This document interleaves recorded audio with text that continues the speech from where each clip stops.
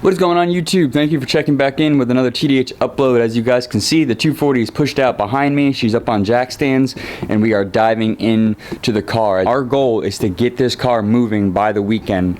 Whether it just be moving in and out of the garage here, or it would be even better if I could back it out, drive it down the road, make a U-turn and come back with it and pull it back up into the driveway. That would be freaking awesome, but that is the game plan for right now. You guys may be looking at the front end there and being like, dude, where's your intercooler? What's going on? I do have an intercooler here, but I'm probably not going to use it. I'm going to be working with Jack's Fab to try to get a tucked intercooler back behind here on my headlight brackets behind these guys. So right now that's just temporary, and yeah, that will not be, so ignore that.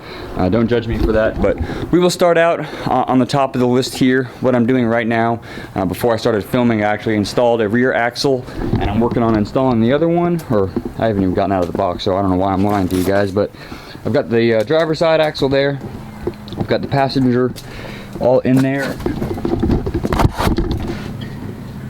There's the passenger axle.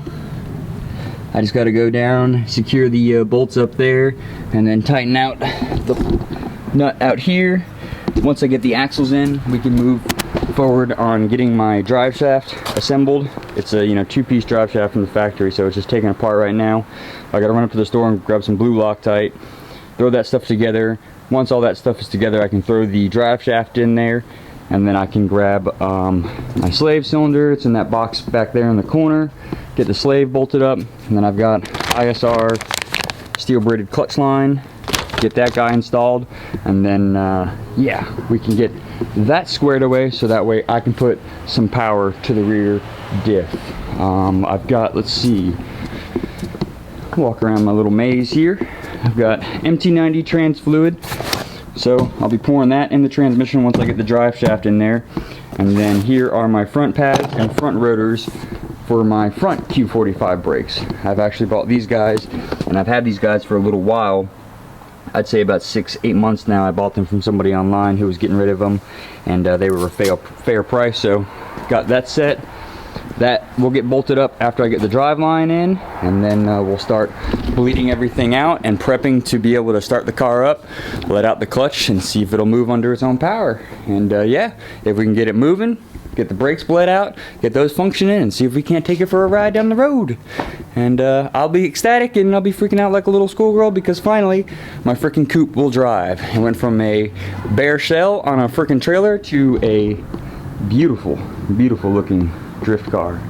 So one step at a time, guys. I'm gonna go ahead and throw my DSLR camera on the charger, get that battery charged up. I brought my GoPro out here, and I'm gonna try to set this guy up on my little stand and film with this guy, at least do your time lapse and stuff, so that way you guys can see me wrenching and working on the 240. So I will check in with you guys in a couple minutes. Let's dive in.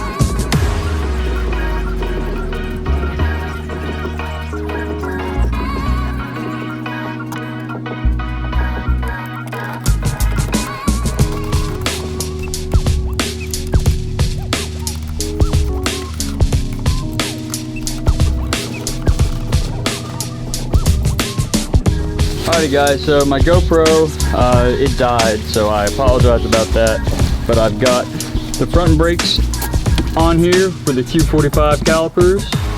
Rotors are on there. The fronts are all bled out. I'm having a hard time with the rears at the very moment. We're not getting any fluid back here to the rear calipers, but everything's intact and it's all there. The clutch is bled. We have power to the rear, so I'm going to go ahead and take her off the jack stands. I've had the GoPro on the charger for a couple minutes. I'm going to see if it will last long enough for me to be able to drive this while I have the GoPro on. And yeah, guys, we're literally just about there.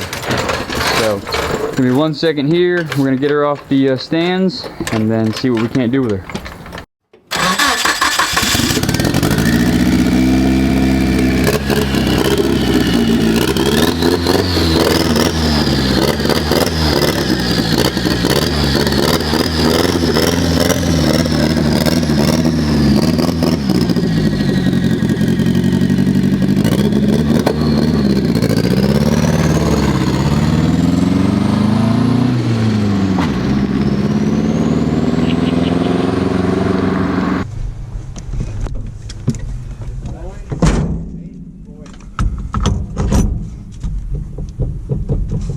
Gotta make sure my steering wheel goes on all the way. Oh God, yes.